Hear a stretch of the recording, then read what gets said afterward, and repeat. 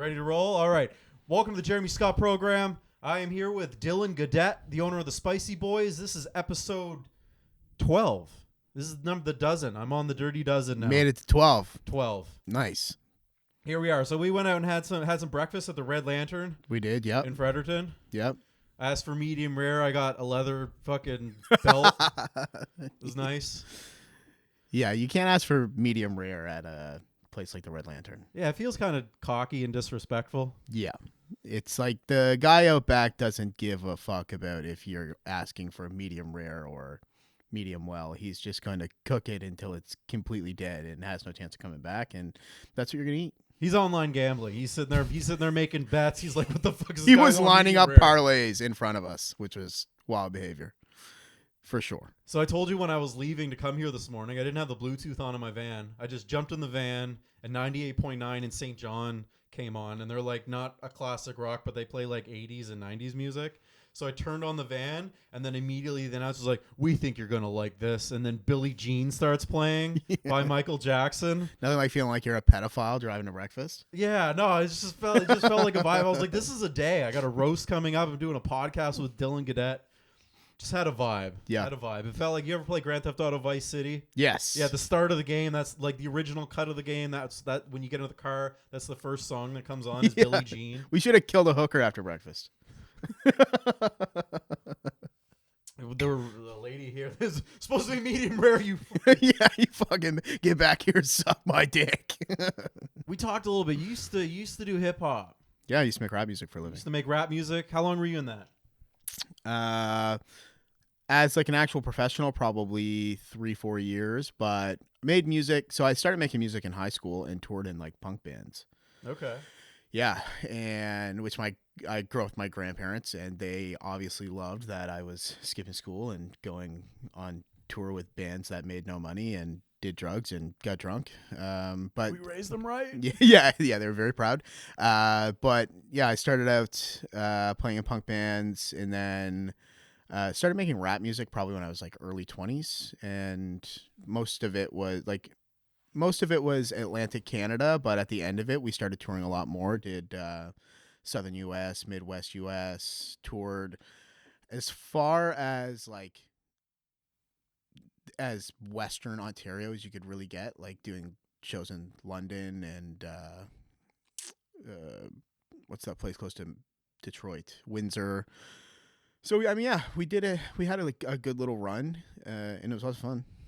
Okay, so you did the punk, went into hip hop. That's when like that was kind of blowing up in like the mid like 2010s. Which it one? Almost just seemed like those musics were just kind of blending together versus like the mid 2000s. It was like if you were in punk, you weren't in hip hop. But by like 2010, all of those genres just started meshing together. Like the collabs started, like hip hop and punk artists would like do together, and pop artists, they'd all kind of go together. Were you always like a big hip hop fan as a kid? Yeah, for sure. So I actually, the first time I had ever recorded rap music was 50 Cent Get Rich or Die Trying. I used to have the CD, but I had one of those super old block stereo things that you could put a CD, like if you had a cassette player in your car, you did have a CD player. You could put the CD into the top. You could put a blank cassette into the bottom, and you could click play and record the entire album onto a tape. Mm-hmm. And I had one of those little tape, not Walkmans, but like the tape players that you would put and have headphones on. You could also record on that. So I would record raps over 50 Cent rapping on his Get Rich or Die Trying album. And that's like how I started rapping. And then I moved to Fredericton, and my peer group was all into like post-hardcore, punk music, heavy music, and started playing guitar when I was like 14. And yeah, it was to some degree like a peer group thing where it's just like, this is just like the people that I'm around. And I got really into playing guitar. I still play guitar. And started a band, and we sucked, but we played shows and started other bands. And yeah, I just ended up doing a lot of touring, playing a lot of shows, being all right. That's okay. Remember John Peters from the last This Might Be Funny? The big I was guy? gonna say, I was like, you two knew each other. Didn't you? That's how I knew him. Is like, and he was actually like always pretty good. Like his first band Pharaohs was like a Fredericton staple for a while. They were fucking sweet, super heavy, super like talented. Everybody in the group knew exactly what they were supposed to be doing. But yeah, so I guess that's like my initial journey into music. And then I started, once I stopped playing in heavy bands, I kind of like cooked around the city for a while at different restaurants and started making rap music, listened to a lot of rap music. Even when I was in heavy bands, I listened to rap music. And yeah, I don't know. I just like, kind of like we talked about at breakfast, I've never done anything a little bit. I always do everything that I do to a fault sometimes, of like just taking things as far as they'll go until they're dead. That's why you have to avoid certain things in your life, because you know that you're like, I'm not going to just like dabble in this like drug. I'm like, Yeah. if I'm in it. Yeah, if I'm I'm going to become Scarface if I'm going to do yeah, this exactly. once. If I do a bump, I'm going to be like buying an 8-ball by the next week, and Yeah. I'm going to be like trying to take over the world fucking 2 weeks later. The first time you smoked a joint, were you just like, I guess I should get a gun now. I guess we're Dude, banging. No, I like seriously though, the first time I smoked weed, I had like a really great experience. Well, the first time I smoked weed, I think with a lot of people, I didn't get stoned, but the second or third time I smoked weed, I had like a really fucking cool experience. And then I smoked weed for like 13 years. Yeah, yeah. Yeah. Yeah. And then I quit, and then I started smoking again, and then I quit. I started again. So we do the malls at Christmas, which is like couple it with all of the events that we do, and then e-commerce being really busy and our retailers being really busy. It is like super stressful. So I started smoking weed again November of last year. Are you still currently dabbling? No, and then I stopped in March because I just like, Yeah. dude, I got, every time I get right back to the same spot of like, yeah, I'll smoke a little before bed, and then I'm like waking up at 8 in the morning doing Joint a coffee. No, joint a coffee is fine. I'm doing like dabs. I'm like smacking huge globs, eating 250 milligram edibles. My brain is completely liquefied. It's like I have no. Your all or nothing mentality is there, right? I get it. You gotta learn. You learn to channel it. Like where it's good to be all or nothing. Is, Yep. It's a really great quality, but with certain things, You got to be on the right lane. You got to be on the right road. Like, you can go 100 miles an hour on a nice stretch, but if you're on the back road with all the holes in the corners, like yeah. And I've been on both. yeah, I get that. So you stopped in March. I stopped finally around like April. Yeah. Because I was doing that. I started smoking weed. I lived in the country against weed completely. It's kind of like you with moving here and your music changing. I lived out in the country and liked classic rock and country music, and then I moved uptown St. John, and within a year, I'm listening to 50 Cent, smoking weed behind churches, and just all in with it. And then I tried to stop like a couple years ago and kept like stopping for a little bit, getting back on it, and always getting back on it with the mentality like, yeah, I can just do this a little bit. I just can't. Yeah, I know I just can't. If I'm smoking weed, I'm a regular pot smoker, so I've been off now for like 4 or 5 months. It's been good. Good thing that you're not in St. John anymore. That helped. Yeah, that helped. Moving to Fredericton, the weed smokers here were a lot more like boring. Yeah, they were like hipster weed smokers. They weren't like fun. A lot of young people that start smoking weed in St. John too. I mean, by now are smoking meth on Waterloo Street. I see that when I go back to St. John. Like I'll see, not even to like, this isn't funny, but I see these guys that like I used to smoke weed with behind like schools on the west side, and they're like homeless living on their skateboards. Yeah. Like, dude, the fact that they have a skateboard, they're in the upper echelon, the 1% of. And they're still banging tricks too. Like I'm like, you're doing something at least. Like they're still like a tier above the other homeless, like who would just do nothing. They're still like, I'm gonna get high, but I'm gonna do an ollie afterwards. Like I'm sick. I can wipe out. I'm not even gonna feel this. So I'm actually getting better. It's like they wipe out and they take the meth scabs off. Yeah. With the wipeout. Like, nah, dude, grab those. We gotta save them. Maybe I can sell them at a pawn shop. Yeah. No, fuck that. I'm smoking them. I'm gonna smoke my scabs, dude. Oh God, that's a real thing, I think. Oh God, I never smoked meth, so I'm sure you can tell. It's getting it's getting scary now because like I remember the homeless like 15 years ago, and then I would go to like Montreal or Toronto and see the homeless and be like, what the. It's never going to be like that here. Yeah. And now they've kind of emigrated here, and they're just the level of Oh. homeless. All good. Charles LeBlanc has it under control. So Yeah, no, he's gonna fight them with their dog. him and his dog are gonna stop them. Clearly, it's been working. So The canine warrior unit there, Yeah. Charles LeBlanc. Yeah, Serving your community, sir. Yeah, thank you, Charles. Oh fuck. I noticed that we got like community service people here, like community enforcement people there. Like you see them, they drive these little Ford Mavericks Yes. around. They look like mall cops. There's also for the city. There's nothing gayer than having to wear not a cop uniform and drive a Ford Maverick. Like it looks like they're wearing a bulletproof vest, but I don't think it's Kevlar. I think it's just Just a look. a look. And like one of the guys that does it, he's like really fat, but the vest is like not fitted to him. So like he has the vest on and the gut is just like pouring out of that. And I could just picture like, Brad Rice in one of them. yeah, it's just gushing out of it. Just a weird pineapple shirt over top of it, half buttoned. You just see like a homeless guy sitting there and be like, oh shit, it's the cops. And then they see that gut and they're like, that's not a cop. That's not a cop, dude. Fuck him. Yeah, that's a cop from Super Troopers. That's not a real cop. Are the mall cops of the city. They're out there trying to enforce. I've said a few times where I'll be going by like an encampment on my bike, and then I'll see them pull up, and then I'll see the homeless guys look there. I'll be like, fun's over, I guess, eh? Dude, you ever seen the parking guys that look like they're in cop uniforms, but they walk around handing out tickets? Yeah. Dude, there is one that could fall off the face of this fucking earth. I've gotten so many parking tickets downtown Fredericton. We're talking like 3-minute margins where it's like my thing ran out 3 minutes ago and this guy has an Apple AirTag on my vehicle or something. He like there immediately he's like, oh, got him again. Here's another $25, and I've gotten like 10 of them. I'm down like $250 in parking tickets in 2 months. You're paying the tickets though. I have no fucking choice. Yeah. Dude, whenever I go to get a job and they're like, we got to pull a driver's abstract on you, I'm like, oh shit, okay, I got to tell you. I got into some stuff with the St. John City Parking Commission years ago. My driver's abstract, and I've been in like jobs where like they're printing it off in the office, and like it's multiple pages coming off. Like it's a 4-page like stack of that of like license suspended, license reinstated, license suspended, and it's all just because I didn't pay those tickets.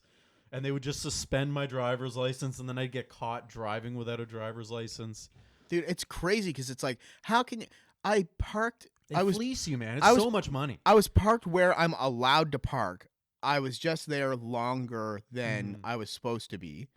And it's a matter of like quarters, loonies, and toonies worth of money that you guys have lost. And now you're charging me $25.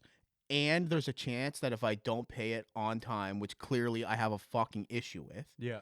Because of the nature of what's happening here, you're going to suspend my license?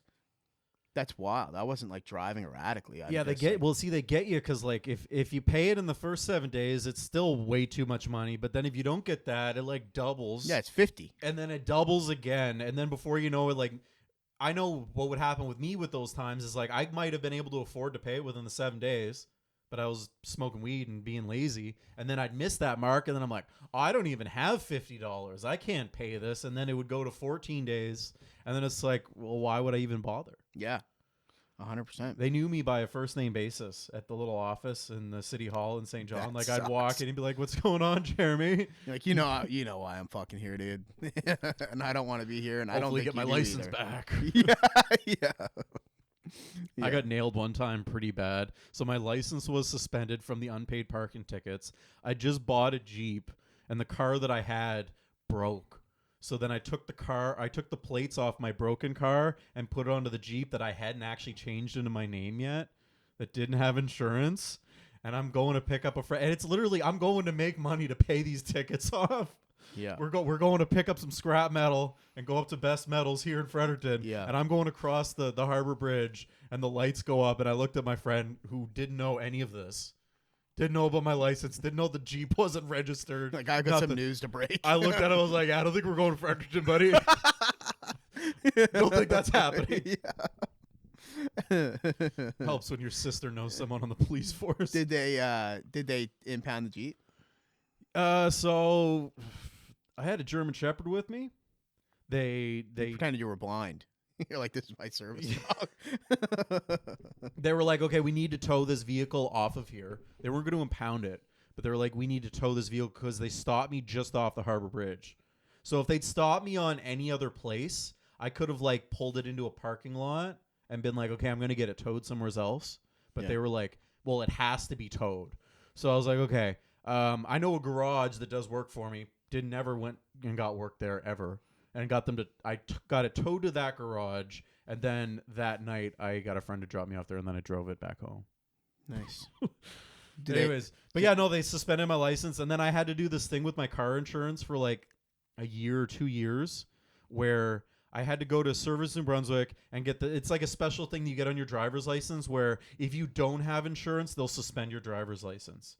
So like my insurance company knew that like if I lapsed on my insurance or canceled it, they're supposed to notify Service New Brunswick that I've canceled my car insurance, and then Service New Brunswick instantly cancels it because I didn't have insurance on the Jeep. So it's a big fucking. That was the worst part about it. Like the fictitious plates, the suspended license. That was like, okay, this isn't good, but like you're driving without insurance. Like that's the worst thing. Yeah, that's the worst thing.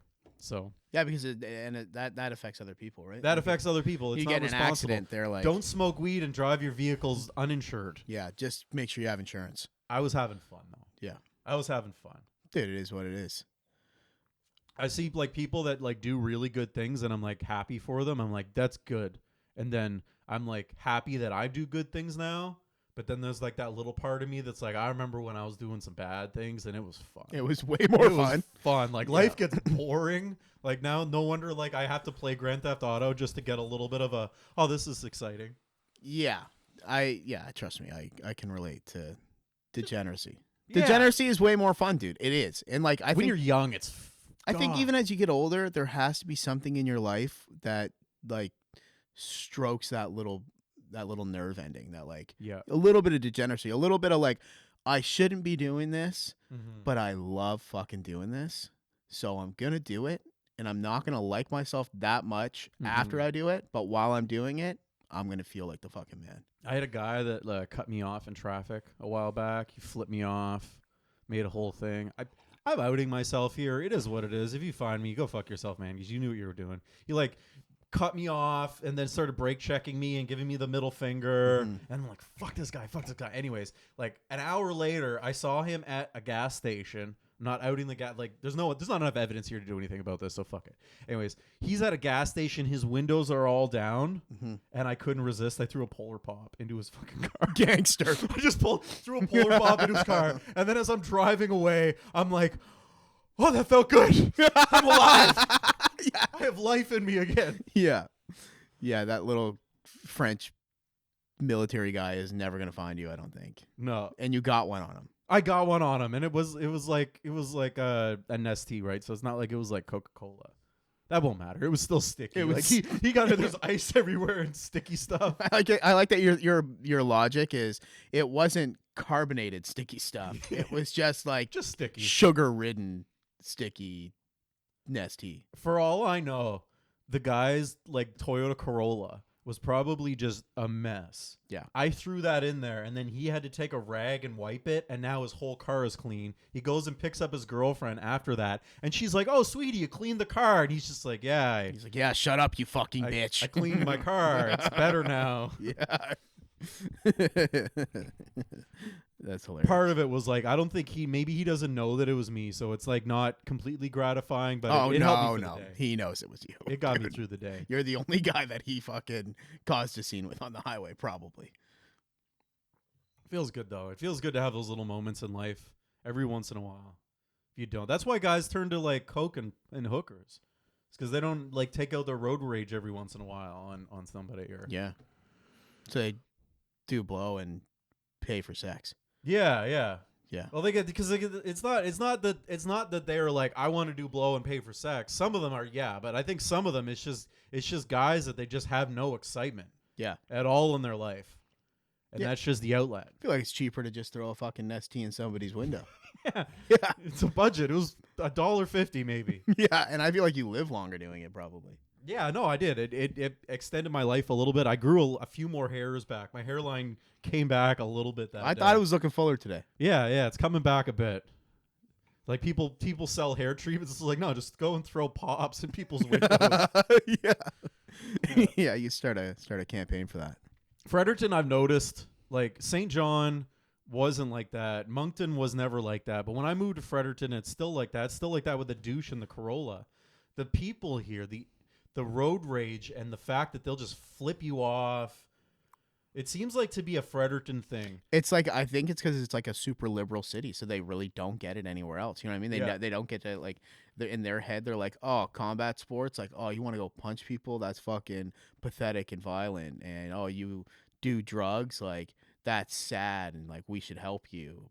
They have no outlet to just be like, yeah, let's get a little something. So when they see somebody, you know, there's a minor traffic violation, that's their moment to be a hero and fucking get a little rage out. Yeah, they just, and then I don't think they think there's any consequences of that. Like, you see videos in the States of like road rage incidents that turn into like firearm involved things. Yeah. And they just kind of, they're entitled here where they're like, you're not going to do anything. There's cameras everywhere. I can do this to you. I can flip you off. They're just entitled. It's like we need a superhero to start dealing with these road rage. What a great cross to die on. We need to start throwing Polar Pops in these people's cars. I want to start a Polar Pop movement. Dude, I want to see a video where what do they call it?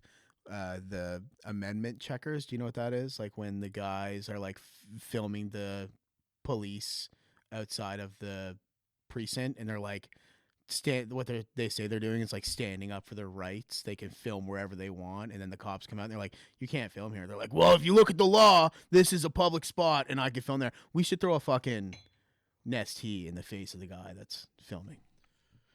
And I'm not like super pro cop or anything like that. Yeah. No, but I I just get like it. those guys are like the worst human beings on the planet. I gotta stay off of the internet because like as soon as I find myself watching those videos of like anybody who has like a camera and they're like harassing like a manager at a restaurant, like you didn't serve, and there's no context to the video either. You don't see what led up to that beforehand. Yeah, they just start it when they start flapping their mouth.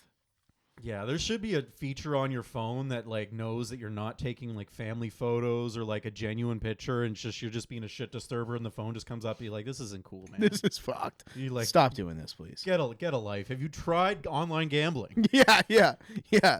Check out RainBet. Yeah. You ever done a $5,000 blackjack hand? It's way more thrilling than yelling at the manager of Victoria's Secret.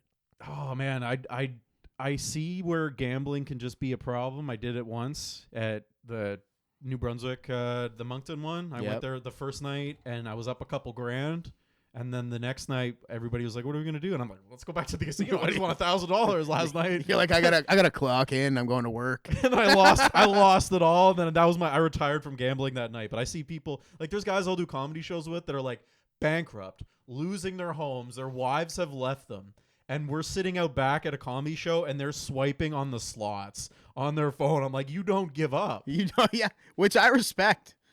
I really respect it. It's like, there's a lot of perseverance there. Probably put your energy into something a little bit more productive and structured, but I like where your mind's at. The commitment is there. It's just the right thing. It's like you notice that you put those into the right things, right? So you're not big into the online gambling. Probably dabble. No, bit. I am. Oh yeah, you are. Yes. I can't say that to certain people now. I know that if I shit talk gambling and they're like, I'm in. Oh, I don't know. I don't know if it's a healthy habit or anything, but it's like, yeah, online and like I play cards, play poker. Okay. Yeah. Used to play a lot more. Used to play like 5, sometimes 7 days a week. You feel more from the poker, right? I'm not in it. I played poker a little bit, but I don't do any of the online gambling, but I feel like that rush comes a lot more with poker, right? Yeah, well, sort of. It's a different thing because poker, and I know there's going to be people that might comment in this and argue this, but poker, you're in control a little bit more. Yeah. Like you're not playing a machine or you're not playing against the house per se. You're playing against other people. The way that the poker game makes money is through rake. So they're like, their investment has nothing to do with you winning or losing. Mm-hmm. So it's a different type of, it's more like a I'm better than you type of thrill than it is like oh, I just smacked a big one. And there is that too. Like I'm not saying that there's none of that in it, but at least with poker you feel like, when you go say you go home and you lost $1,000 playing cards, instead of being mad at the casino, you could really only be mad at yourself. You're only you know, yourself. You didn't play the other man right. Exactly. You played wrong. Like it's like your fault. And then you have that some maybe for some people it's like a little bit of a false confidence, but you have that idea in your head that like, okay, well, this means that I need to get better, Okay. and there's some growth there Yep. if you're actually going to try to get better, which I mean, I study cards a fair amount. It's what I do in my spare time for the most part, is watch like hand breakdowns and, watch players that I think are really good and try to understand what they're doing. But yeah, it's definitely a little bit of a different type of energy from poker, but I mean, gambling is gambling though. Yeah. Like yeah. you still get that, like you still get the hard on from fucking. I guess the poker, you feel like I defeated the man that I was like going against.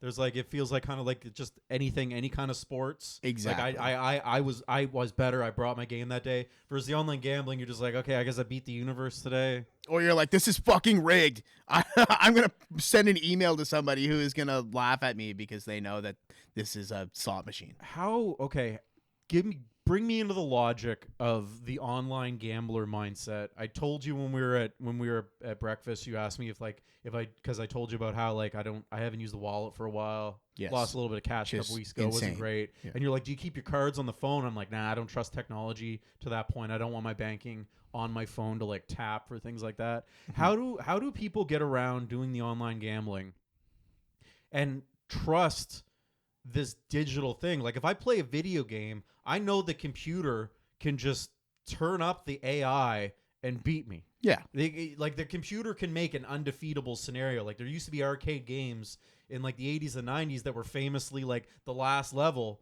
would be like undefeatable, and people would look at the code these days and be like, yeah, you couldn't beat that. It just wasn't physically possible to beat that game. Mm-hmm. How do people play the online gambling and know, like, have a trust in that like, okay, I'm capable of winning, and this isn't just some computer that knows? I would say that they don't. Like unless like for me, like I gamble on sports, but even that is insane. But no, they don't. They just complain.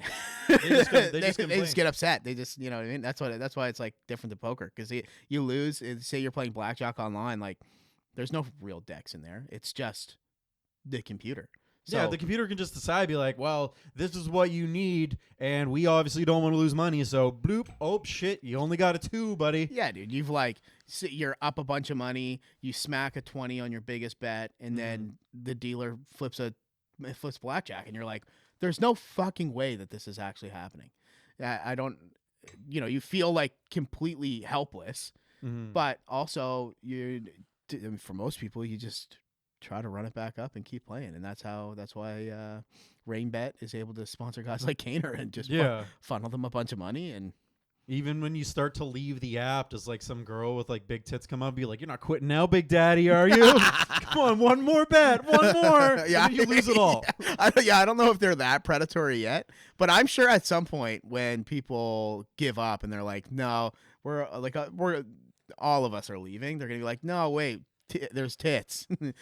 There's tits. Why don't you look at these tits and then think about if you want to keep gambling or not before you leave? It'll be like an AI Riley Reid just comes up, be like, you were doing so good, daddy. Don't quit now. Yeah. I don't like quitters. Look at my feet. I had a theory the other day when I was driving with Nathan out. We did a show in Doketown, and then we had to go and get my vehicle in Shediac. We saw this like rundown place that does like nails and stuff like that, and it looked like an actual dump. Okay. And I was just like, I thought of it. I was like, whenever I see a place that does nails and it looks like a dive, I feel like it's just somebody with a foot fetish that just has a passion. Yeah. It's just like, I don't care about anything but the feet. Yeah. I'm just going to put a shitty sign up that says that I do nails. I don't even care if they pay. If they show up and they don't have any money, I'll just do it anyways. I was going to do their fucking pedicure for free. You see any uglies walk up, you're just like, actually, I'm closed. Turn the sign off like I was just closing. Yeah, sorry. They're like, it's 2 p.m. They're like, yeah, I'm tired. I'm sucking toes. Yeah, I'm tired. I was up at 1 o'clock this morning, fucking sucking toes and making people walk around with a leash on their neck. So I'm going home. It's 2 p.m. The girl shows up for an appointment and he's like putting a GoPro on his head. It's like, I'm really into my craft. Yeah. He's like, why do you need to film this? He's like, that's just for my accountant needs this. When we were talking at breakfast, you talked, so you're doing the hip hop thing. Yes. And then COVID happened, and you started what you're doing now. You're the Yep. owner of Spicy Boys. Let's talk about this. Let's Yep. talk about your business here, a Yeah. local business that is hot. Yeah, we're gonna cover all my degeneracy first, and then we'll start talking about my business. Yeah, We'll clip it up so we could clip out the foot fetish stuff, and you could talk about your business and not have that related. No, I'll keep the foot stuff in. Yeah. So yeah, I don't know. COVID happened, and then I started Spicy Boys. I originally had a business partner, and things just didn't work with him. But we started in my apartment as like a limited drop Instagram company. So we would make like 1,000 bottles, sell out almost immediately, do it again, sell it almost immediately, and then we were like, yeah, well, clearly there's a demand for this, and started popping up at like local farmers markets. And at one point we were doing like Thursday to Sunday we would do 6 markets, so we would do 2 night markets and then 4 like morning markets in 6 days or 4 days. So this is off the ground, like just. You had like a chef or something like that, and you just came up with some recipes? I mean, he was really just a line cook, but yeah, like I'm not taking any credit from him. He's a pretty good cook, and we developed some recipes. And it wasn't a franchise. You didn't like get a program from somebody and then you just implement it. Like this is a New Brunswick born 100% spice company. You guys made it right from the get go. 100%. Yeah, we started it out in Fredericton. We did our first market at what was the Northside Creators Market, not the original Northside Market, but the one that was in the little dirt mall where Scotiabank is down on Main Street. And yeah, we did pretty well there for a while. It started to kind of slow down when the market itself stopped being the new cool thing in town. Yeah. And yeah, by that initial bump got you at least up on top of the waves. Got us some cash flow and got us into a position that we were able to, take risks and do other things. And that's when we started doing other farmers markets. Like we did the Queen Square Farmers Market in St. John, which I'm sure you're familiar with. We did the St. Andrews Farmers Market. That was one of our mainstays. Do the Garrison Night Market, Boyce Farmers Market. So yeah, we use that as leverage to kind of establish ourselves. So when we went to these other markets, we weren't like this random booth coming to pop up. It's like, no, we've established a little bit online and we've established a fair amount on the ground in Fredericton. It's not just a mystery bottle people are going on. They can look online and they can see like, no, we're real. We have a thing. Yeah, see reviews too, and like customer testimonials, and see that we're creating content and that we're actively working towards it. We do a lot of social media content too. So we had a handful of, campaigns that help leverage the company. Like we used to do Women Power Wednesdays, which is we'd offer coverage on our socials to female-owned businesses around the province. Yeah. And the only reason we stopped doing it is because it's just so much work. I don't really have the same time now to go to somebody's business, let them take over the Instagram for the day. Like we're, running all the time. You were telling me you sponsored a hockey thing down in Amherst. You Dude, were at that yesterday. The Fredericton Express. And if you like old school senior hockey, it's going to be the biggest thing that happens in Fredericton for at least a few years. Like in terms of like creating something in that world, like it's not going to be like going to a UMB game or going to a Sea Dogs or a Wildcats game. It's going to be like we went to Amherst yesterday for the first day. They're not beating anybody up in a parking lot. No, they are. After a game. Oh, they are. Okay. In Fredericton? Yeah. Like at the Express? Yeah. Oh, I mean, I don't want to say that they're going to beat people up in the parking lot, but they're going to fucking beat people up in the parking lot for sure. It's good. Yeah, it's just crazy. It's like pandemonium, but it's exciting. And it's like what hockey was when we were kids. Like there's like 3-4 fights a game. Like, in that league, like, this guy, the captain of one team might have banged the assistant captain for the other team's wife, and they have like a real life feud outside of it. So when they're on the ice, it like all pours out on the ice, and like there's like dudes in the dressing room that just got kicked out for fighting, and the first thing they do before they even shower is like go grab the 8-ball from their hockey bag and do a big cracker. And you saw the stick that I have on the wall there, and you were like, yeah, you play puck? So I played hockey when I was a kid. I loved all that. You remember when the lockout happened? Yeah. There was no hockey for a year. Yeah. The Sea Dogs in St. John became like the coolest thing then. It was like the best thing for their hockey team that the lockout happened, because everybody was just like, well, I guess we'll go see the juniors. Yeah. And it was like there was a little bit of a resurgence. But after that, I never got back into the NHL. It just seemed to be boring. The Ty Domi era was over. It wasn't like this rowdy kind of thing, you know. There's Sidney Crosby Like a who's sitting masculine there sport. struggling with like PTSD or something like that, right? Yeah. And Yeah, it's actually coming back though.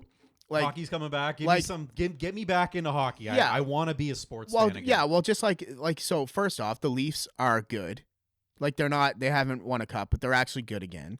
There's fights are not discouraged like they were from 2022 to back to like 2015. Yeah, they were Like, talking about getting fighting out of hockey, which is completely. like completely insane because it's just a part of the sport. It's like taking tackling out of football. Do I think that it's a good idea to like have bench clearing brawls every game and like ruin the sport and never see any hockey being played? No, but it's a full contact sport. Guys are getting elbowed in the face. It's not like there's been cases where goalies get their throat slit by a skate, and like we're playing a sport that you have knives on your feet. You'd think that fighting is where we're gonna draw the line. Like like as of recent, like there's tough guys on teams again. Like Montreal has Arbor Jackeye. Toronto right now has a couple of tough guys, but like Dakota Joshua is a tough guy. Simone Benoit is a tough guy. Ryan Reeves is still in the league. Just scored his first goal in fucking 30 years last night for San Jose. Like there's actual big tough guys in the league, and hockey is more physical in the last couple of years than it's been, the previous 10. Yeah. So it's getting back to being exciting again. And like I was always a big fan of like the European hockey thing. Like I always thought that like it's good to elevate the game and good to have like I would say that with the Fredericton Express as well. Like, yes, is it a bit of a circus in the sense that there's a lot of fights and there's a lot of like bad blood, like real life bad blood between teams? Yes. But are there guys on that team that are like super high caliber hockey players? 100%. Like I just went and watched Those two go together. It's just like you got your steak and then you got the potatoes with the gravy on it, right? Those two, they go together. they're You both got your great. nutritious, and then we got this is just good. It's gonna put you to sleep. Yeah. Yeah. But yeah, like hockey is at the point now where it's back to being fun. It's fun to watch again. There's chirps, there's hits, there's fights, but there's also like world-class players that are better than any hockey player that's ever existed. Like the old argument of like, would Sidney Crosby beat Wayne Gretzky in his prime? Like yes. What are you fucking talking about? Yes. Sidney Crosby is playing a game that's 20 years ahead of Wayne Gretzky's time. Wayne But Gretzky I've never didn't have a curve had on the his stick. thrill from Sidney Crosby. Like I remember watching Wayne Gretzky's last game and I cried with my dad. Yeah. Like I remember like it was a different emotional value, I think. But back I had then. that- I'm not saying the past was good, the future's shitty. They're just different. They're a different thing. And But I had that same emotion because I mean, how old are you again? 34. yeah. So there's not a big age gap between us, but I had the same emotion last year when Ovechkin broke Gretzky's all-time goals record. That Because was a big moment. Because I watched like when I was growing up, I'd never seen Wayne Gretzky play hockey. Okay. But Ovechkin and Sidney Crosby coming into the league at the same time, that was like I was like 8 or 9 years old. Yeah. So when he broke that record, it was like the biggest moment I've ever witnessed in hockey. Yeah. It was like it was emotionally invoking. It was really intense. I got to give credit to Sidney Crosby because like he was a big definer for me, not for hockey, but like before Sidney Crosby, I think I was always having a fashion crisis. I was never dressing right, and then Sidney Crosby came around, and then all of a sudden I was like, no, Reebok hat, proper fitting jacket, looking like a man, Yeah. wearing a button-up shirt to school on my game days to feel like You're together. in the show. I was inspired. Yeah, I was just like, no, I'm not looking like a piece of shit anymore. Thank you, Sid the Kid. Yeah, 100%. And then you pair him with a guy like Evgeny Malkin, who's just like the like Mark Messier essentially, like maybe not the same play style, but the same type of energy. And it's just like you just like have these two guys that are super inspirational. And then you have like an Ovechkin. I'm talking about that era, but like you have like an Ovechkin. A few years later, you have like a John Tavares. All these guys are just like changing the face of hockey. It's pretty cool. When I played hockey, the last year that I played, and I could have played the following year after that, but I was way more into women and drinking beers and doing mushrooms, so I didn't play the last year that I could have. But the last year that I did play, our very last game was a tournament in Moncton. So the regular season was over, and it was like a spring tournament in Moncton, and most of the team, it was their last year. They couldn't play midget the next year. Starting the game, it was like we needed to win all 3 periods to get the points to move on. Mm-hmm. So it's not like we went onto the ice with this defeated mentality, but we went on the ice with like, this might be the last game. Let's enjoy it. They had the lineups ready, so the last part of the third period, it was going to be all the guys on the team that it was their last year playing hockey. Mm-hmm. A lot of these guys, low income in St. John, it was their last game. I was the goalie. And at the end of the game didn't even make it to the end because we started a whole bench clearing brawl. Nice.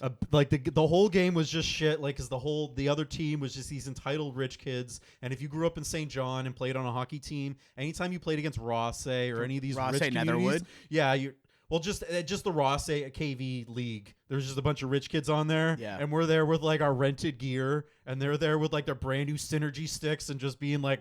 Just rich, and we're just like, fuck you. Yeah. I don't care if we win this game. I want to hurt you. But we had this bench clearing brawl, and the refs called the game. It's over. We were already losing. Like, I threw off my gloves as a goalie. We just went at it.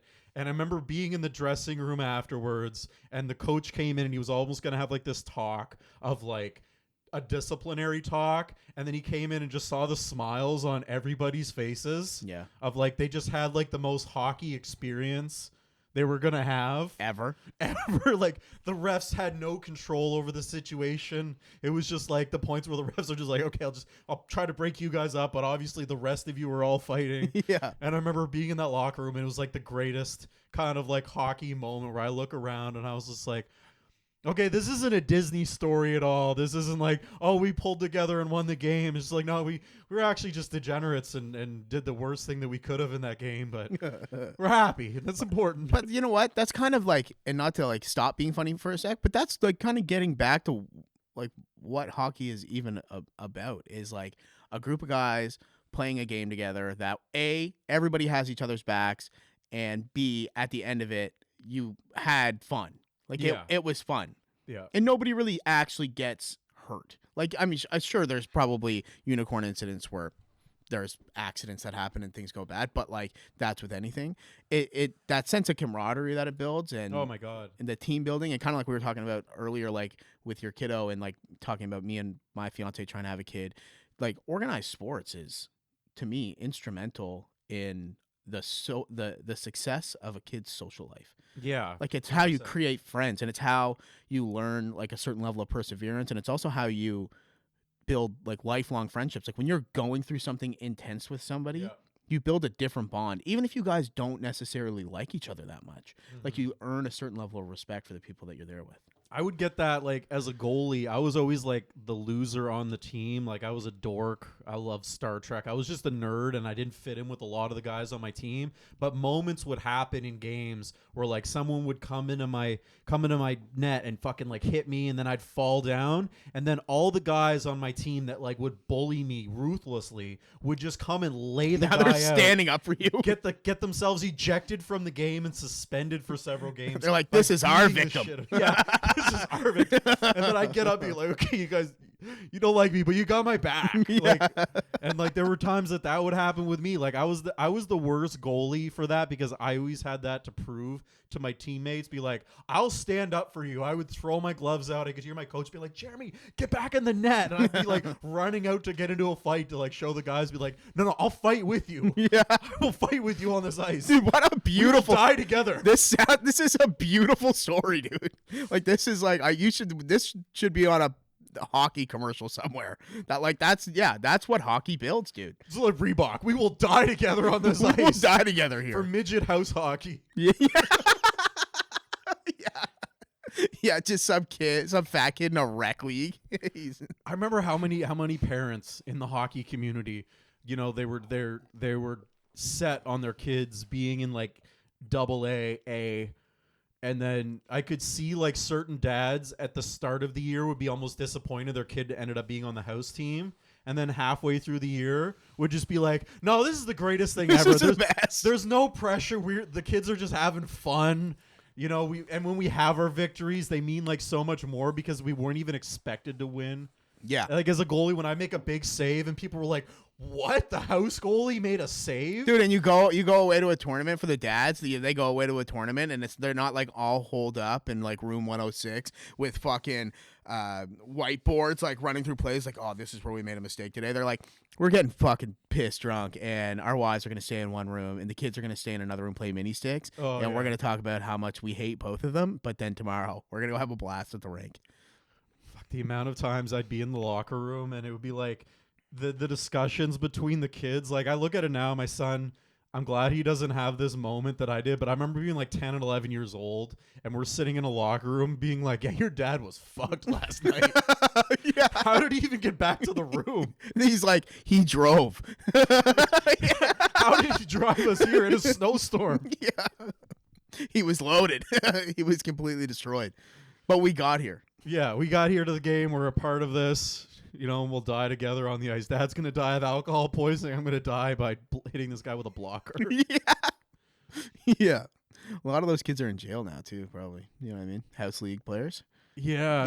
A lot of the times they don't really grow up into being, I mean. Well, some of us are out fixing your heat pumps, and like we're you know, electricians and carpenters, and you are the 1% for sure, though. You know, like that team that I was talking about. There was actually, yeah, there's two guys. One guy, he died.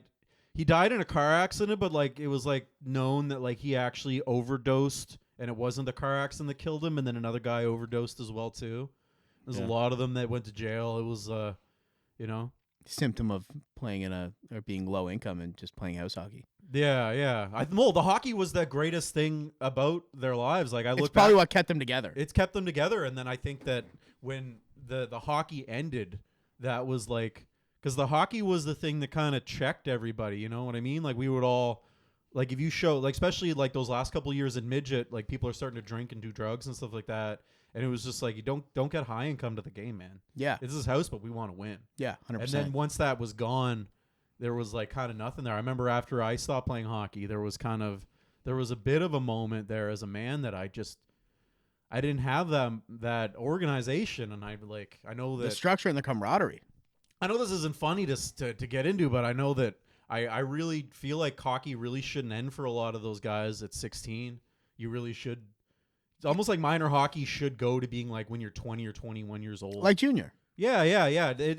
But not have to play junior A and junior B. Like just have also like a junior house league. Yeah, junior house league where it's just like, no, we're still just having fun. You're obviously still just a kid. Okay, maybe you're in college. Like I don't like with my son going into sports at school because they got one team and it's just like super competitive. You got a lot of parents that put a lot of money into their kids. They do these training camps. So then most of the kids that want to play these sports don't get on the basketball team or the soccer team. Because they're too dedicated. Because these other kids are too dedicated. But then the other kids are like, yeah, they're good, but they're not good enough to get on this team. I was like, then just make another team. We need more of these teams for kids. Fredericton seems to... I've noticed that St. John had a lot more minor league sports. Fredericton seems to be scarce. We got a good soccer association here. I know that. There's a lot of soccer teams. And you have FYHA too. They have a hockey association, and Hockey New Brunswick is basketball though seems to be scarce. They got a fusion league, but you got to be good to get on it. There's a few less. They got the Y. There's a few less basketball players around here, though. You know what I mean? Yeah, I get it. But I know there's a lot of kids that bunch of like short white kids trying to play basketball is like. I don't know if there's a whole lot of leagues out there that are going to support. It's like the midget. I guess what I'm getting at is I go out biking a lot and I see the kids now.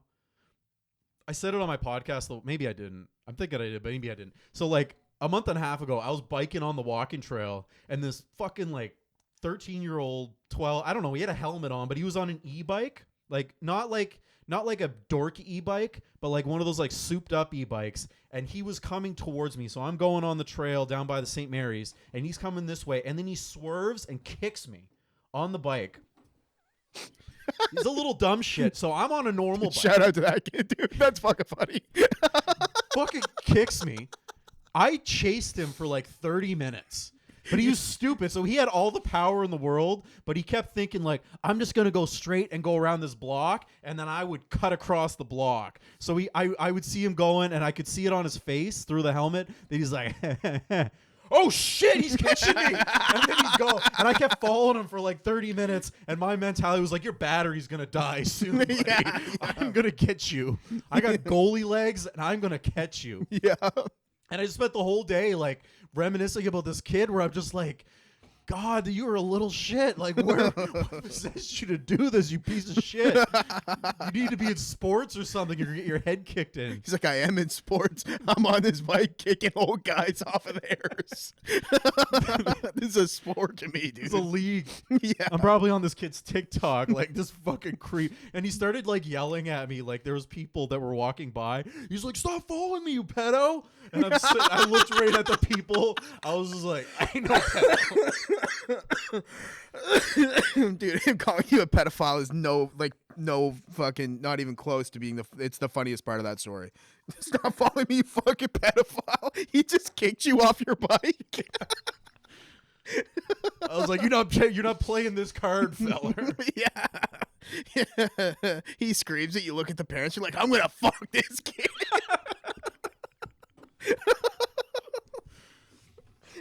God.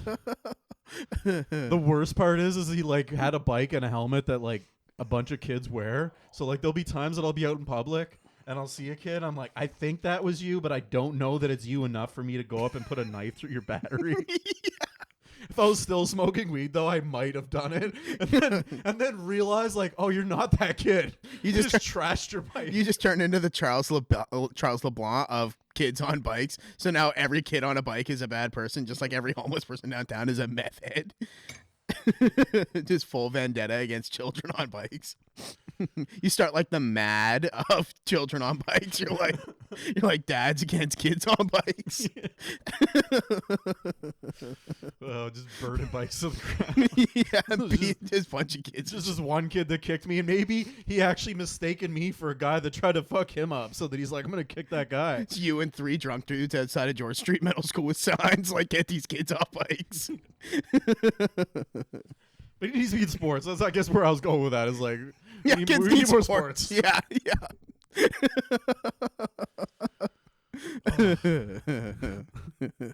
He's gonna be a gambling addict, little piece of shit. Yeah.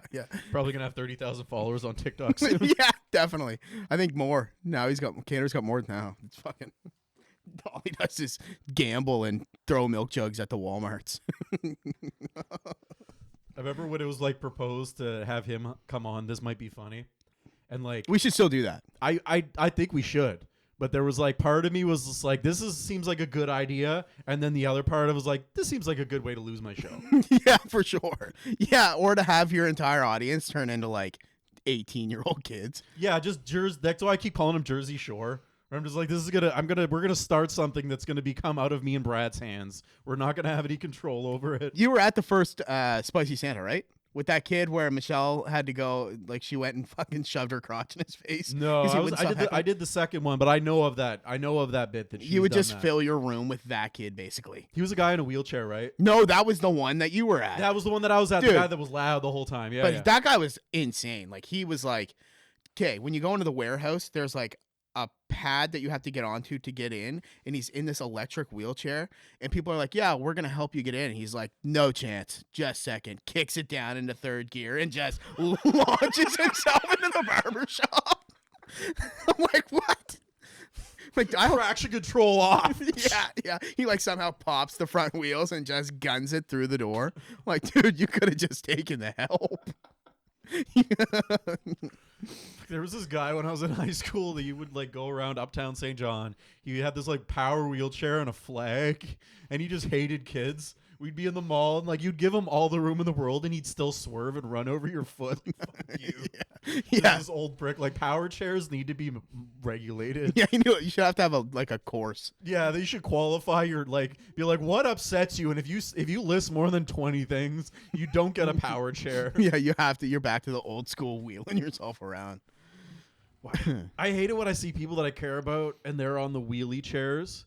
They're on the acoustic chairs. Yeah, the acoustic chair. Yeah. And like it's obviously those power chairs are really expensive, and you see somebody like that with a power chair, and you're like, we should just take your chair from you and give it to somebody that deserves it. That would be a part of the course. Like for every person that can afford one but doesn't qualify for one, they have to buy one for a good paraplegic. Like a douche tax. Like you're paying for somebody else here to balance the things, because it can't just be assholes with power chairs and little shit kids with e-bikes. Yeah. There's something about having that power, I guess, around, right? You know, like a person who's kind of powerless. Like this kid was like this was a short kid for his age on the e-bike, the one that kicked me. And you got this guy who's like kind of disabled, so he is kind of powerless, and then he gets fucking like 200 watts of power, literally. Then he's like, I have power now. Yeah.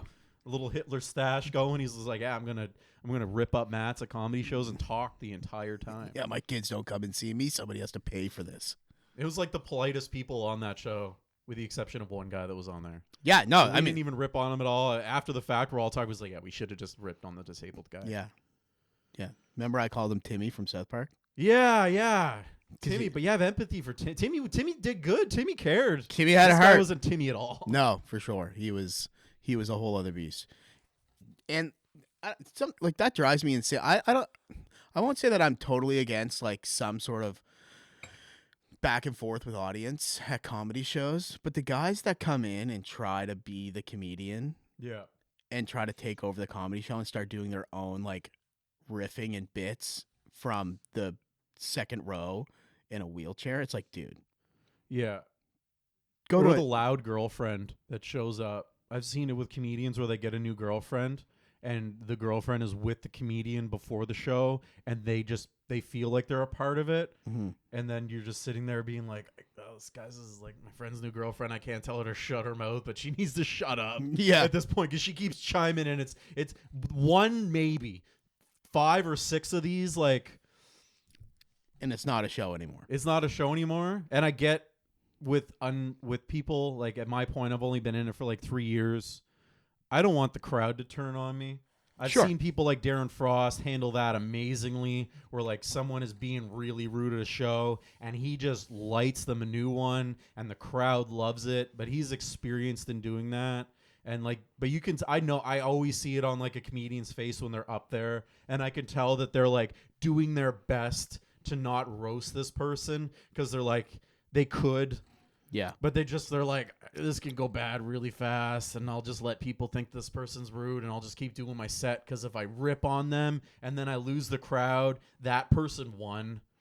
But there's got to be a line there too where it's like, that's on the bar. The bar should, like, bartenders should know that at a comedy show. This person keeps talking. Go up like you're going to serve drinks and lean in and be like, stop talking. Yeah. Just stop. Or like, or even for comedians, like there's got to be a line that gets crossed where you do retaliate, because kind of like you're saying, like you want to ignore them and just get through the bits and finish your set, but your bits in your set aren't going to hit the same way because you're constantly being interrupted. So it's not even about losing the crowd. It's like, if it's like a zero-sum game where it's like, okay, if I roast her, I'm going to lose the crowd. But if she doesn't stop talking, I'm going to lose the crowd, because they're not going to get the bit. They're too busy listening to this drunk bitch in the front row scream about her fucking pussy and how she didn't like the last joke. We're polite here. I think it's a New Brunswick thing too. Yeah, I bet if that happened in Boston, like, there's no hesitation, even from a guy, this is my first open mic. Fuck you, cunt. Yeah. Shut your mouth. Please. Like, you see clips online, like, that's always the most satisfying thing to watch, is a heckler get roasted. Yeah. You don't see the ones where the heckler gets roasted and then the comedian fails at roasting them. Yeah. I don't see those clips as much. What's that redheaded guy? He built like his following at one point off of crowd work. Is it Steve Hofstetter?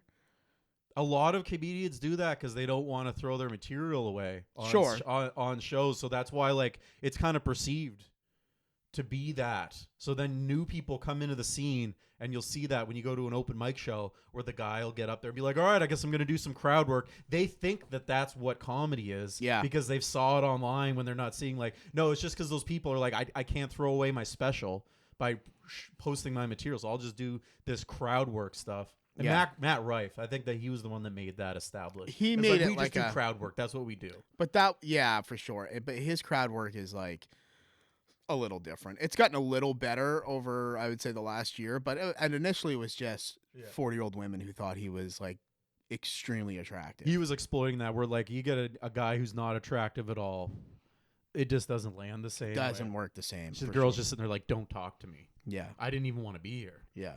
And for Matt, I feel like it was like the bane to his existence for a while, and that's probably why it got a little bit more chippy now that he's doing it, or not, because he's still posting content like that. But it's because his audience just became a bunch of, and this is like gonna sound hopefully not too misogynistic, but his audience became a bunch of women that thought he was hot. Yeah. Well, you're doing comedy. You don't want your audience to just be women who think you're hot. You want people that are there to laugh and think that off-color jokes are funny, because he does tell some off-color jokes. But when your whole demographic is just, 21 to 50-year-old women who want to have sex with you, your jokes are now like second place to you having a decent face. And they're like, it's kind of a classic mentality where a woman's just like, she goes to that show and she's like, I am hot. I'm going to be part of the show. And we get it here for comedy shows where like you can see someone in the audience that they can't not be the center of attention, so that's why they have to do that. Where like the comedian asks a question that isn't meant to be answered. Like, you guys ever hear of this? And then she's like, I've heard of that. I really like that. It's good. Let's talk about it right now. Let's engage in a conversation because I'm important enough. These people want to hear me talk too. And it's like, no, they don't want to hear you talk. They're actually here to hear me talk. They'll come up after the show and be like, I really want to do comedy. I want to start doing comedy. And then I'll tell them about this might be funny. They never show up. Yeah. It's like they got home and they're like, yeah, my comedy career's over now. I've retired. I'm done. It does take some gall, though, to get up. Yeah. And, like, because I did my first little bit at the last one. And cheers to that. Yeah. Just dipping your toes into the comedy. Yeah. And it's like a nerve-wracking experience because, like, even, like, you have some anxiety about it, I think, before before you even get up there. But once you get up there and you're looking out at people and you're like, oh, fuck, there's, like, 30, 40 people here, and I have to try to make these people laugh. And then say, like, I think that I got, like, a little pop, so that was enough to, like, make me feel like I should keep trying. But, like, to go up, and if you go up and bomb, like that, just and not even actually bombing, the idea of it is, like, life-threatening. Yeah. You're like, oh, my God, that would be the worst thing that ever happened to me. That kept me from doing it for a long time because I didn't think that I was ready to get up and kill. And then when I went up, I started going to the music open mics at the Broken Record and the Cap, and my mentality shifted to being like, I want to be a comedian enough. I'll be okay with bombing. Yeah. And that's what it was. Like, there was like rooms that I would go into, there'd be like 15 people there that weren't there to watch comedy, and I'd maybe get one laugh out of 5 or 10 minutes. But the mentality of that was there, where I was like, I'm here to bomb until I don't bomb. That's the conversation me and Kayla had on the way to Mama's Pub, because I was like, do you want to come? And in my head, I'm like, I don't even know if I really want you to come, because I don't want. But I was like, if you come and I do bad, like, all that, like, just to be clear, I'm going to try it again. Like, you know what I mean? Just because it happens to go bad the first time, like, you know, the first fucking sweater unit might look like a glove, but eventually you're going to be able to knit a sweater. And even if you're not the best person at knitting a sweater, it's the process of becoming fluent in trying to do what you want to do. That's why you have that. You have a success mentality, and you get that where there are people that have tried it. They're funny people. They could have been good, but they just got on stage, didn't get that glorious response that they wanted, this expectation of that, and then they just stopped. Versus if you go there with that mentality of like, yeah, this isn't going to be good for a while. Yeah. But that's what makes it worth it. Because if it was easy to just be good from the beginning, comedy wouldn't be anything. We wouldn't even have stand-up comedy. Because it wouldn't be impressive. It wouldn't be impressive at all. It would just be like, well, anybody can tell jokes. Yeah. Yeah. And you kind of, I mean, I think that's a good life skill to have, or a good quality for a person is to just understand that, like, anybody that's ever attained any level of success, Yeah. even though you never see the failures, they probably have failed more times than they've been successful. But the ROI, like the return on investment, comes from the success, and it becomes residual. So it's like once you start getting good, you keep being good. But while you're bad, you're gonna just be bad, and it's gonna suck. And you have to eat that, because everyone else that you're looking up to and that you want to be like ate that too. You know, they drank the same Kool-Aid. Like, they had to go and they had to suck for a bit, and eventually they become good. But if you're not willing to, put in the work and to be terrible at something for a bit, you don't you don't actually want to be good at anything. No, and the what makes stand up that much harder for that is, like, whether it's music, sports, anything that you can do a lot of prep work that isn't the big game. You can do like when you're a musician, you can get a guitar and you can sit in your room for 2 years and learn some chords and play some things, and then keep playing and keep playing and keep playing. And then you're like, okay, I can play Sweet Home Alabama now. I'm going to go in front of my friends. And your friends are looking at you like, oh, he just started playing guitar. Oh, you can play Sweet Home Out. Wow, that sounded pretty decent. Yeah. Versus like stand up, like you can do as many sets in front of the mirror as you want.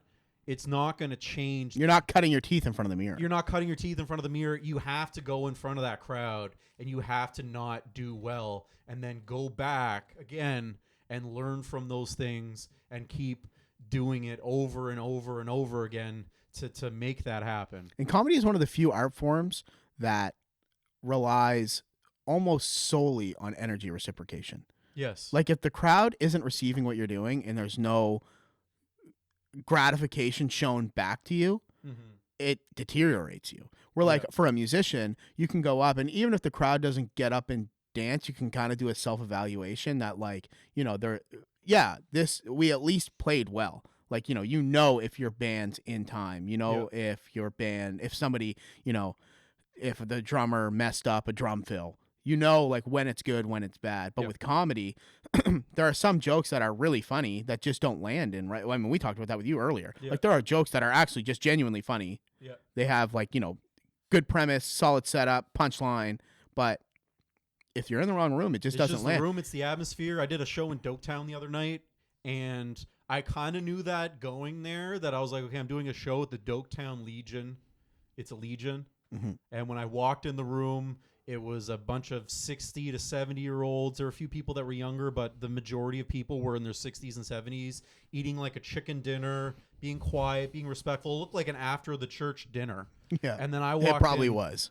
And I'm sitting there, I was like, okay, this is going to be a show. It's a paying gig. Like, I'll do shows for nothing and get laughs, and that will fuel me. But when I got in there, I was like, okay, this is a paying gig. So I got up and I did my material the way it's supposed to be done, and I didn't get that much of a response.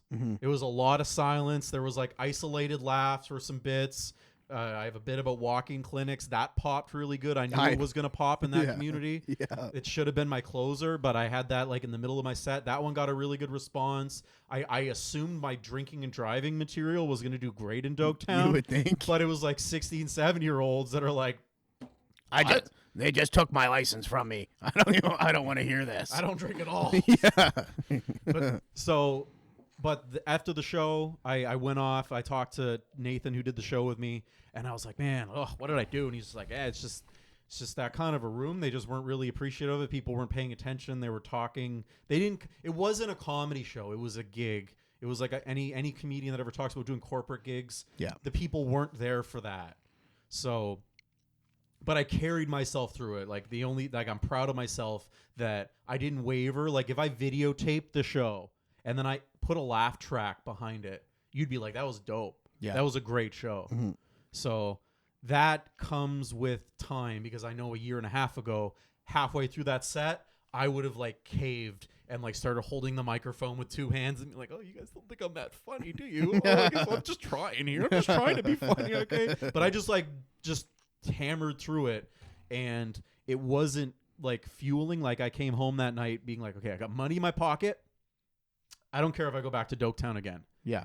In the beginning, I could not have. I would have been like driving home, being like, I don't know if I'm going to do comedy anymore. Yeah. Like I don't know what I'm going to do. But it takes that mentality of And like, there's accepting that you're going to bomb, or accepting that even no matter how good you are at a stand-up set, sometimes it's just the recipe of the room. Either the opener was there, or like some old lady in the back shit herself, and then half of the room is just like, oh my God, they're not paying attention. They don't listen to your setup. Yeah. You know, there was guys in the back talking about like what they were getting for hunting supplies and shit, and they were just yakking for half the set. It was an uphill battle. Yeah. But there's growth in those moments too. Oh my God, it was big growth in moments. Like I went home and had like I get way more from that than I ever get from like coming off stage and people being like, you were hilarious, you're my favorite. Yeah. I get way more out of those sets because I kept going home being like, that material I did was the best that material is supposed to be where I'm at right now, but where can I go better? What in the next time that I'm in that situation, what am I going to do to like do that? Am I going to go to crowd work? Am I going to start like engaging with these people? Like it's a constant evolution that you have to go through.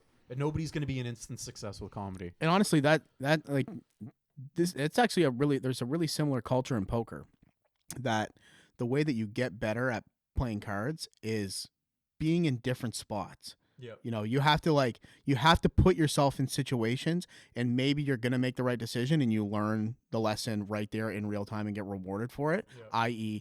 switching to crowd work and going and trying to like, you know, find something relatable with the audience. Yeah. But there's also going to be those moments where you make the wrong decision, and then you get to go home and go, what could I have done in this situation to either be more profitable or to be more successful, to try to, you know, long game, be in this room again and actually crush.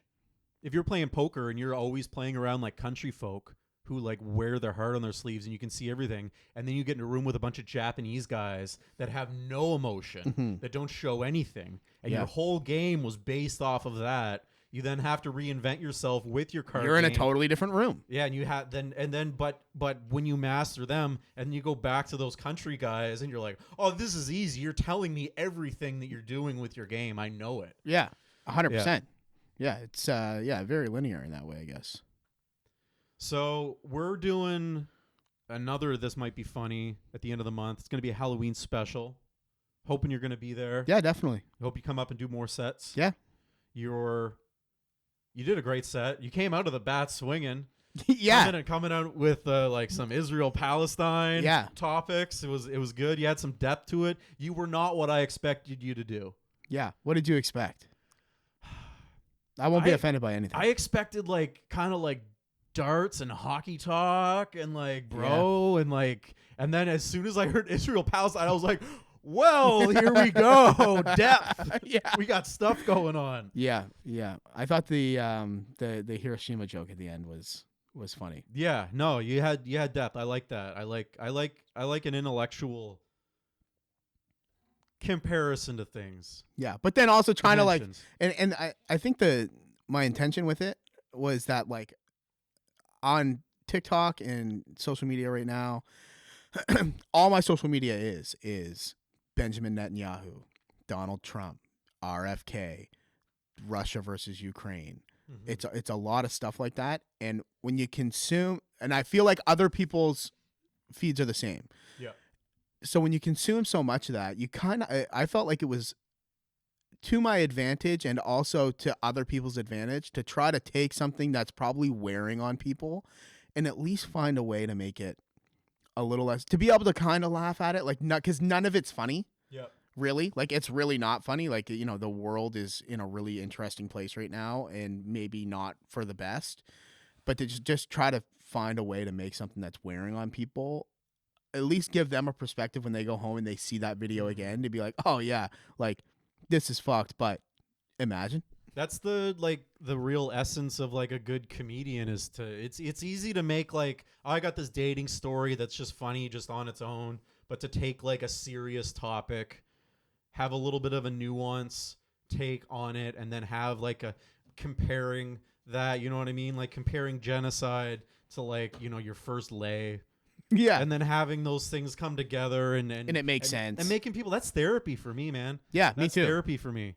I remember during COVID, at the very start of COVID, everything's closing down, and I'm like, I lost my job, my son's school closed, and I'm like, I was getting into a pretty dark place, and then I saw a video by Tim Dillon where he made this like satirical video where he pretended to be like a public service person and was basically telling you what you can do during COVID, but was like saying all of the opposite things, like telling you to like don't wash your hands, spit on your hands, go into these old folks' homes, hug old people. They need people around them.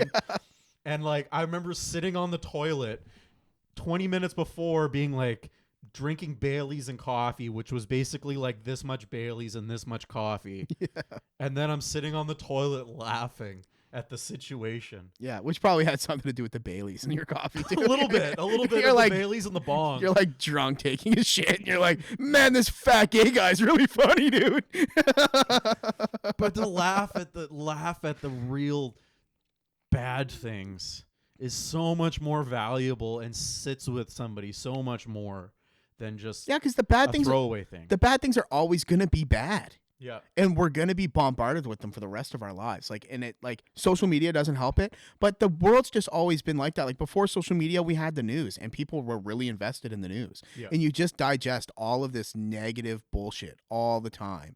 And you have to kind of find a way to put a spin on it, even if it's not comedy, like even if it's in your own head, to like lighten it up, because the world is a dark place. But the reality is it's not just a dark place. The world's also a really beautiful place, and there's a lot of really great things out there. There's a lot of perspective. People like they get into their phones and they're not seeing that. Well, that's what world that exists. That's what comedy is. Yeah. Comedy is perspective. Yeah, comedy is just a vehicle to change the perspective on whether it's social issues or social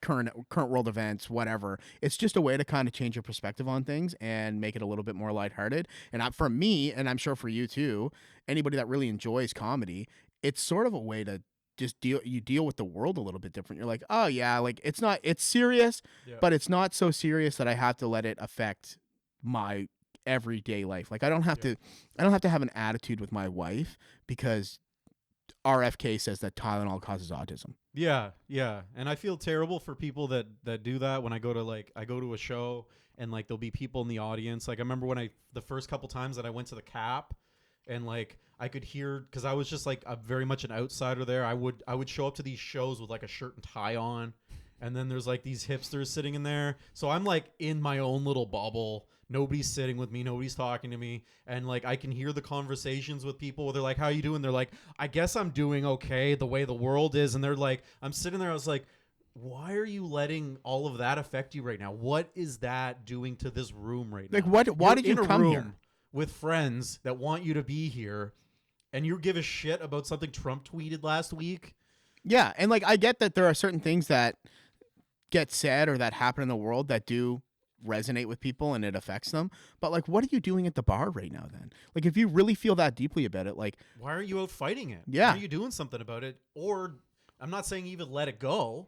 Obviously you can acknowledge that this is bad, but you can also be like, I am doing what I need to do right now to make my friends happy, make myself happy, and just exist. Yeah, and I'm gonna try to transfer this energy of like feeling terrible about a bunch of stuff that's happening in the world, and I'm just gonna go out and let that go for a bit and enjoy the beautiful life that I do have. Yes. You know, like, and I'm able to still acknowledge that people in the world have it significantly worse. And there are things that if I could change at the drop of a dime, I would change. Mm-hmm. But my life personally is not that bad. No. And if I'm going to I can't spend my entire life worrying about how bad life is for you and never enjoying how good life is for me. You see that with boomers. Like I'll be in customers' houses, or even like people that I'll see at clubs that are in like the 45 to 70 year bracket. You know, they own homes, they've had careers. I'm not saying everything is peachy for them, but they're doing pretty well. They have things to be grateful for. They have a lot of things to be grateful for, and everything out of their mouth is about Trump and all of these things. And I'm sitting there as like a person where I'm like, I am going to the grocery store regularly, concerned with what this price of this thing is. I'm being affected by, I'm looking at apartments and the rents of those things. Mm-hmm. Whether I can fix certain things on my vehicle, like real world things that I want for my son. And then they're like, the worst thing for them is something halfway around the world that they wouldn't even do anything about, even if they could. They wouldn't lift a finger to do anything about it. But they're making it out like that is the worst thing. And yeah, I don't know. I see a lot of old comedians that do that. Get on stage and be like, the news these days, it's so terrible. I'm just like, well, a lot of us aren't even watching the news. So do you practice that in your everyday life, like gratitude? That's obviously, it's a big thing. For me, it's a big thing because there were points in my life where it was like, like, for example, kind of like we talked about with music, like COVID kind of crushed not only my music career, but my audio engineering career because, clients of mine were getting their own studio equipment and they had all this free time and they could learn. And in those moments, you can crumble and you can get overtaken by it. But we're good. Yeah, good. But yeah, you can get overtaken by it, or you can just kind of look around and be like, okay, like, am I right where I want to be right now? Are things going exactly how I want it to go? No. But am I healthy enough to keep going? Yes. Is my brain sharp enough to find out the next idea? Yes. Is it going to take some time to get there, and is it going to suck for a little bit? Mm-hmm. Sure.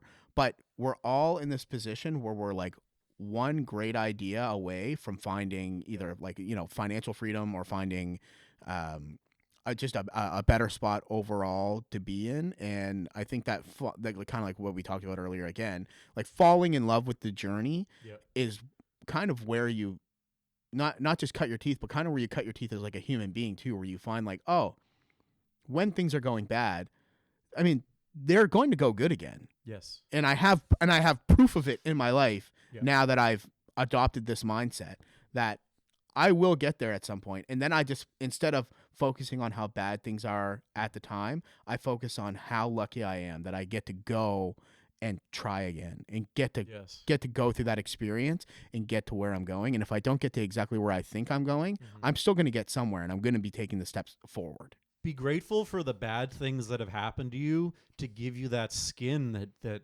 did that for you. Like, I know times that I'd like be going somewhere and I'd get a flat tire and then I'd fucking get the jack out, get that up, get the donut on, get to the thing and do the thing. And like that's the two mentalities, is like you got the one person that spends that whole day being like, why did that tire go flat? This is terrible. And then there's the mentality you should have is being like, man, I got a flat tire, changed it on the side of the road in the rain, messed up my pants, scrubbed it off, got to the thing, still did what I had to do.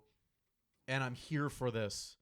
Like this, like be grateful of that. Like don't think that the things that got in your way, those are things that just are like, I made it anyways. And you get to enjoy that moment too of like self-respect where you're like, no, I can change a tire. And not only that, but like I really am in this for the long haul. Yeah. Like, you know what I mean? I'm really here for it. Like there are people that would have let that crush them and I didn't let it crush me. And I still got to do the thing that I was supposed to do. Mm-hmm. And just having that mindset is like, yeah, I'm actually here. Like I'm actually really doing this. Because I've seen people get in this situation and destroy themselves, but I didn't do it. It's not even like big things. Like I know, like I'm all over the place, man. People say I'm doing a comedy show, a roast show tonight, and my name is Jeremy the Unhinged Scott, because I've had my moments where I'm not totally all there. Because there's like horrible things that have, in my mind, the most horrible things that have happened to me that I've pulled through, and then there's been times in my life where things really weren't that bad, but I would just adopt the mentality that they were bad. And then they were the worst things that could be happening. And then I'd have to come out of it being like, okay, this actually wasn't that bad. I was being a little bitch about this. 100%. Being a baby. Yeah. I'm not going to go into the details of this. Obviously, when you hear this, it'll be like, okay, yeah, don't say all of it. So when I went through a big separation with my son's mother, it all happened in one day, a very big event. Police were involved. There was a lot of things that happened in that day. That the day started as like her and me waking up together, doing a normal life things, and then at the end of the day, I'm sitting on the deck of my apartment. It's over. Yeah. It's over. I have all these numbers with like police and child protection and all these things that I have to deal with in the morning. I took my bong and I threw it out because I'm like, okay, I can't be smoking weed through any more of this. I need to be on my thing. And then there was a moment that I lit up a cigarette and I'm just sitting there kind of talking to myself, and I take a drag and I'm like, well, that day didn't go how I thought it was. Yeah. And then I just laughed. And like the power that gave me. Yeah. Of like the worst experience in my life. And then to be able to just kind of laugh it off. It wasn't a funny situation, but to laugh at it and then to come out of that day with this energy of like, I'm going to take whatever it takes. It's like Rocky. Like it's not about how hard you can hit. It's about how hard you can get hit. Mm-hmm. And like just that mentality of perseverance to just say, you know, this is what I got and this is what I have to go with. And I'm going to be better on the other end of this. And to correct you on that, the statement from Rocky is actually, it's not about how hard you can get hit, or it's not about how hard you hit. It's about how hard you can get and keep going. And that's like that's the juice, like right there is like the keep going. Like how many times can you get punched in the face and get back up and say, no, you're not, like, this isn't too heavy to carry. Like, it's not too heavy to carry. I'm going to keep going. And my options are basically keep going and make this situation better eventually for myself, whether it's in a different lane or not, or fall into a hole and stay here. And right here, right now, fucking sucks. I don't want to stay here. And if you can have that kind of, and like, you know, I have a lot of respect for you in that moment, because it's like in that moment, it's pretty easy to be like, no, I'm going to stay here because getting up seems really hard. And everybody would understand at that point. And like everybody will understand, oh, you're a victim now. You have all the reason in the world to become defeated and let this be your deciding tale of you. Yeah. Yeah, no, it's a really great mindset to have. When I was in high school and Rocky Balboa came out, and I saw all the Rocky movies, and then I came out of that theater being like, oh, that was kind of sad. And then watching that movie again as an adult and being like, that is the greatest Rocky movie ever. Like that was like the swan song of Rocky was Rocky Balboa. Yeah.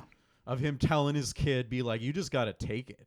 Yeah. You got to take it and decide your own destiny. And society has built this weird safety net for, like, you know, young people, where I feel like parents or whatever figure they have in their life is like, no, it's okay to be sad. It's okay to have those emotions. And that's true. It is okay to be sad and have those emotions. Don't let them define you. But exactly. It can't become your personality. Yes. If your personality is like, oh, like, only things that happen to me are bad things. Like, look at, okay, a great example, back to the this might be funny stuff, is Cass.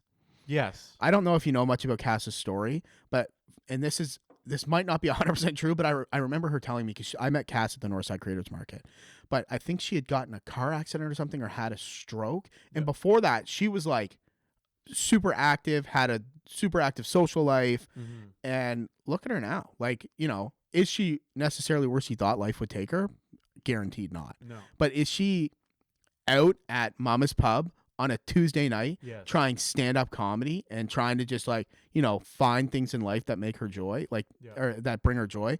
Like, that makes me have so much respect for how humans are able to persevere through even, like, what I would consider a tragedy. Yeah, no, anybody could, like, easily chalk that up to, like, if you want to sit at home and watch, like, Dawson's Creek and never do anything again. We don't blame you. I get that. We're not going to, like, nobody's going to come and give you some, no, you need to pick yourself up, Kaz. But she just does it. Yeah. She just does it. She goes and she does art shows. She comes out, like, I can't imagine. I think it would be really good for somebody that's just normal, abled, has all of the opportunities in the world, and is just down on themselves because somebody tweeted something that got to them that day, and then to sit there and have Cass look and be like, geez, that's terrible. That must be really hard. Yeah, can you help me get onto can you lift my wheelchair onto this stage before you start crying? Yeah, so I can do my set and yeah, like. Yeah, great. She's a great example. She's a great example for that, and I know it's when you're in those moments, those examples, they might not come with you the best. You know, like when you're down in the dumps about your thing, the last thing I think people want is to like have reality smack them in the face and be like, "You're being a bitch right now. Yeah. You need to get over this." But it's honestly is the what most. we need. It's the most. Yeah, exactly. It's the most functional response that you can have for somebody if you care about them. If you care about them and you're like, I don't want your life to be miserable, and I don't want you to feel like you have no other options but to sit and sulk. Like that's not a good ideology to push onto somebody. Their life is just going to be that if you offer them a place to foster that. The education system now seems to do that with people. I don't want to come off as a boomer with this mentality or like fucking Charles LeBlanc out here But it's chasing true. homeless people with dogs. But Yeah. it's almost like a choose your own trauma path where like it seems like kids in school now where it's just like the school is like giving them every reason to think that the world is bad and it's out to get them. You know? Like And there's nothing they can do about it. Like I remember growing up in the 90s and the early 2000s, friends of mine that were gay that they just became themselves and they just lived and they did their life and nobody I don't remember anybody like lighting pitchforks and chasing gay people on the streets. And I'm not saying that it wasn't hard for gay people at that time, but we were all very accepting. But like a lot of kids that go to school now, they almost get painted this picture like 10 years ago we were just you were not allowed to be gay. Yeah. And if you are gay now, you got an uphill battle and things are going to be hard and this is going to be trauma for you, but we're here, we're going to fight this thing together. And just this mentality gets pushed onto kids where it's just like, no, if you want to be gay, yeah, it's cool. Just have fun. Who cares? Enjoy your life. Yeah. But they make it into this big thing, and then they make it into, well, oh, you're nervous and you have a bit of anxiety. Well, this is going to rule your life now, and the world needs to bend around you to absorb your anxiety, and it's a hard thing where like it's just like, no, just put the kid in hockey, let them get into some fights. Yeah, dude, 100%. Build camaraderie there, and then they'll be like, I don't have anxiety anymore. I just got laid out, and it was great. Yeah, exactly. Or like, I just got laid out and it sucked, and being gay is way easier than having some 6'2" fucking hillbilly from Minnow just put his elbow into my mouth. Like, I think I'm okay with being gay. Don't make me do that again. There's a lot for us to be grateful for. 100%. You seem to be on a great journey. Yeah. Here, man. Your mentality is contagious. When I meet somebody like you, I'm like, you are who you surround yourself with. And there's times I get surrounded by naysayers, or I get surrounded by people that just bitch and moan all the time. I've had comedians around me. They're good people, but they just always focus on every negative thing in the room. And then I meet somebody like you, and I'm like, I need to be around people like you, because that mentality of like, hey, we're just going to make the most of what we got. 100%. And we're going to do it. And if it doesn't work, we'll just keep on doing it. We're going to try until something. we figure it out. 100%. 100%, buddy. I appreciate having you here, man. Yeah. Thanks for having me on. Happy Thanksgiving. Dylan Gaudet, what is your, I'm going to put a banner on the bottom here. Where can people find Spicy Boys? You have a website? Yeah, so spicyboys.ca and at Spicy Boys Inc. INC on TikTok, Facebook, Instagram. If you want to watch me embarrass myself on the internet to sell hot sauce, be my guest. I'm going to tag you on the show, obviously. We can share it on social media and keep that going. Obviously, I know people like hot sauce. I go to bars and people are like, let's fucking burn our insides out tonight. Mm-hmm. Do it local. Yeah.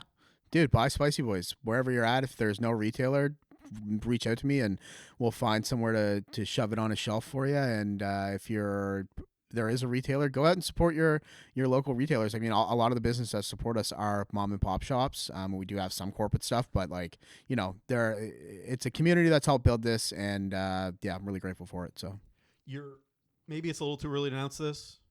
Tell me if it's not there, but you have a spicy Santa show you do every year.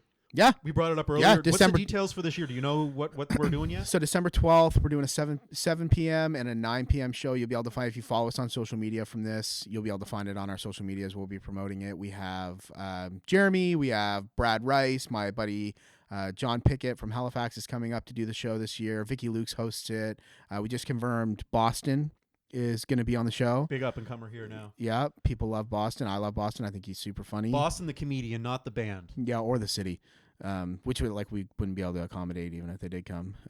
But yeah, no, it's so it's December 12th at the Warehouse Barbershop. All proceeds from the show go to supporting local low-income families. Our goal this year, I think, is to hit, I can't remember, I think it's 10,000 in revenue generated, so that way we can sponsor, that works out to being about 10 to 12 families. Help them have a Christmas. Help them have like a legitimate Christmas. We have like a turkey dinner donation option as well that you can, like, if you wanted to sign up, you can donate a turkey dinner.